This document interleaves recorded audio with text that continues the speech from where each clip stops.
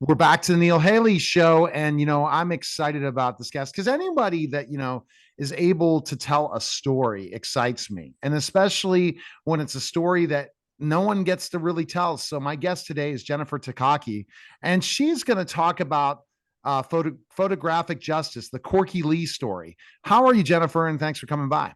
I am well. Thank you so much for having me, Neil. I appreciate it. Absolutely. So let's kind of jump into specifically enough a little bit about how you got involved in this project.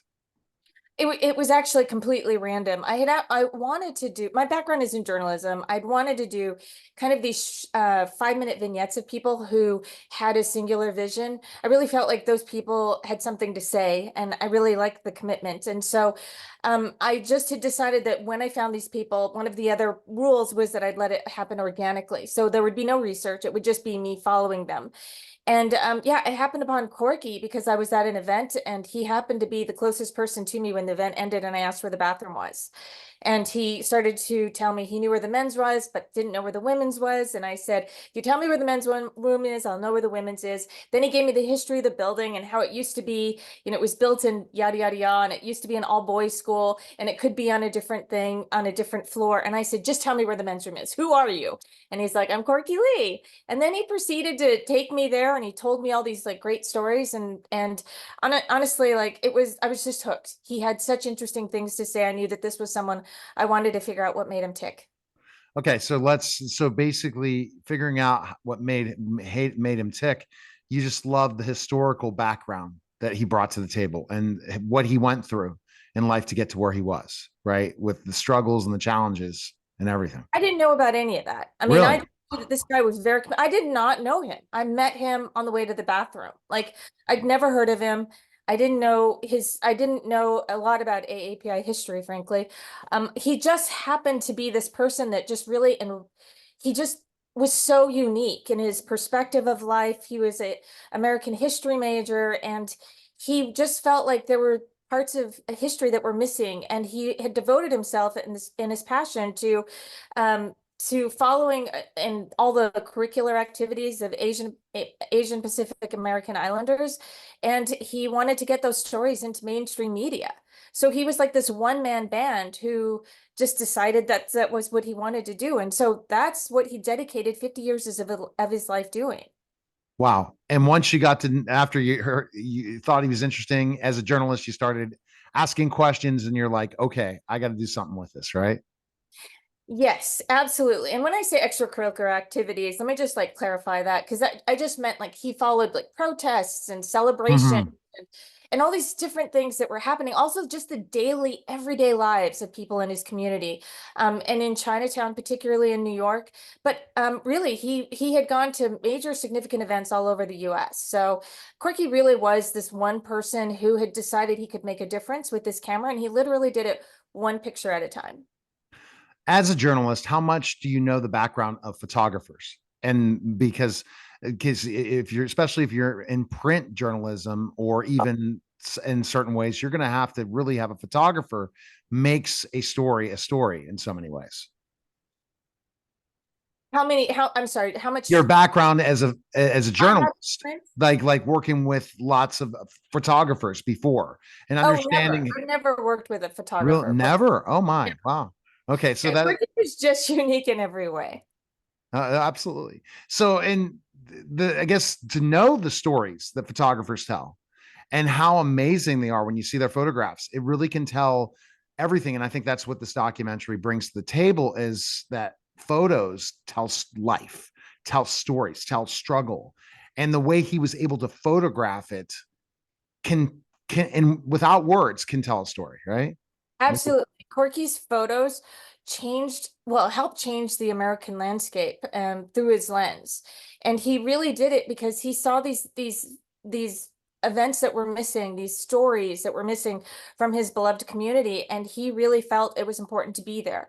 So he covered everything from like Vincent Chin, the 27-year-old Chinese American that was beaten to death because he was mistaken for the Chinese for a Japanese during the height of the 1980s car crisis. And he was there when the Transcontinental Railroad, which really kind of started his journey, He had seen in junior high school this photo of the 1869 iconic photo of the Transcontinental Railroad with no Asian American faces in it. And yet he knew, particularly Chinese Americans, had lost their lives, like thousands had lost their lives building this railroad.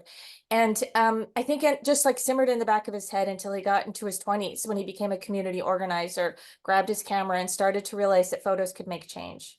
Yeah, absolutely. And did you learn something about photographers by doing this, especially not just Corky's life, but photographers in general, and what line of fire they put themselves under, and the challenges they put themselves over each and every day when they're covering events and taking photos?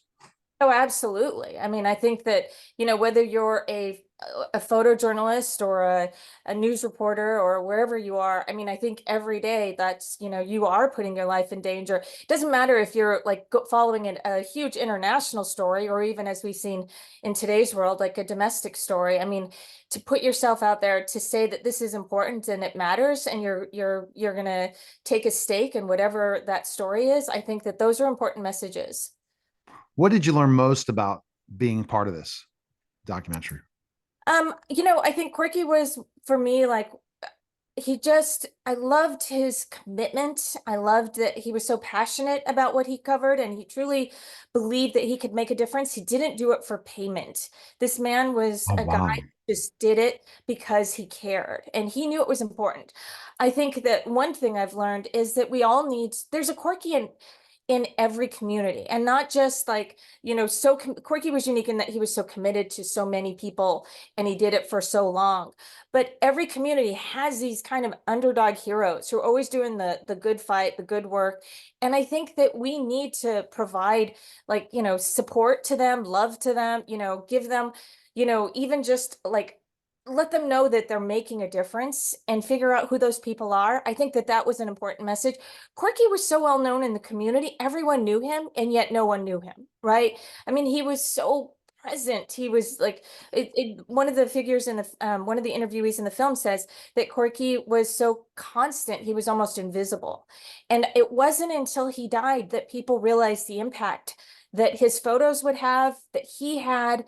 And it was, just this kind of tragic tale of a guy who struggled all of his life in the sense of like making financial, making this financial work, his financials work with his photography, but that he was so dedicated, and he really was not recognized for those efforts until after he passed. The passion of a creator, an artist, is amazing to look at, the backgrounds of them, and just knowing that they choose everything over, I mean, choose their passion, and it fuels them. And then they end up with tremendous stories. I mean, because a lot of people are like, no, I'm not going to put that time and effort in and struggle to go do photography. I'm going to go find something else. He didn't get paid for this, but meaning he chose this as something that he wanted to do to make his life meaningful for himself. And a lot of people don't have or living meaning. This is going to be helpful for people to see that you too can make a difference. It's not, you don't have to be the, some powerful person. You in your community can make that difference. And I think that's what your hope of the film brings too. Absolutely. In addition to that, I do hope that it brings like marginalized, or, maybe like people who feel like they're invisible, a sense of pride, confidence, and a sense of belonging. I think Corky kind of really showed how much he cared about a community, and how he was able to really kind of commit himself to get their stories into mainstream media, which was such an important endeavor for him, right? It was like he knew that community organizers were kind of like so central to know what was going on. He knew what pages were missing in American history. He knew his community, and he was able to cross that road to make it go into a bigger story. And he didn't stop. Like he didn't like he worked so hard and not everything got published, but he never stopped. He never complained. And what I think is really remarkable is like he would see these photos of like, the old 1800 photos that you see on the walls. Yeah. He knew and appreciated those photos because you don't necessarily know the photographer, but you know that those are real, real photos that show a time and a place that we wouldn't otherwise know. And that was Corky. Corky didn't care if people remembered him. He really cared that people knew his photos and that his photos would live well beyond him. And it took all of us forever to catch up to that.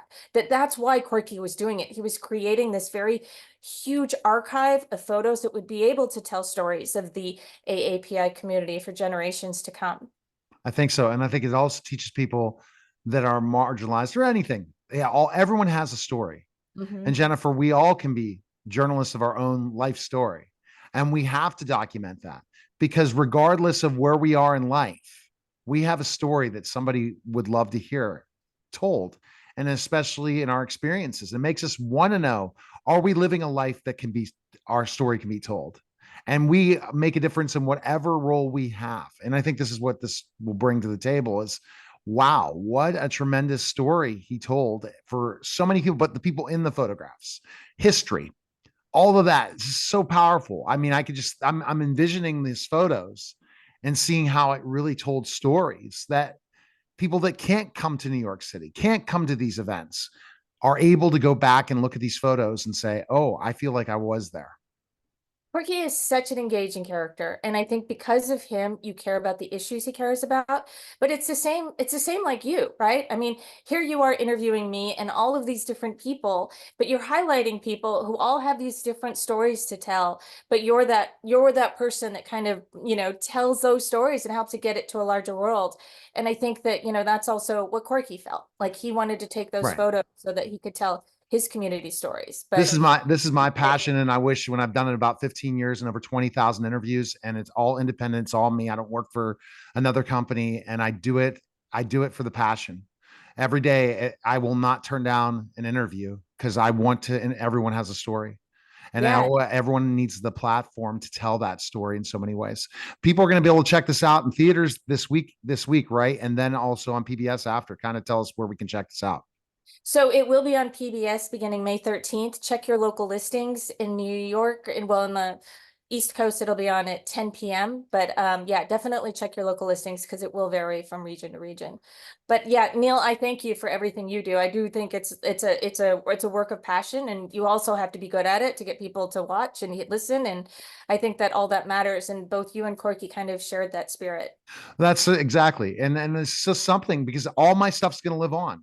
And I never try to make it about me. I make it about my guests. And then I want them after the conversation that we had coffee or something, we could come back and have another conversation because I listen to your answers.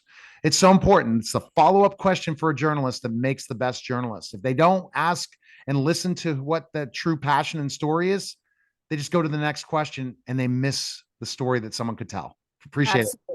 Thank you, Jennifer. Thank you. All right, you're listening and watching the Neil Haley Show, and we'll be back in just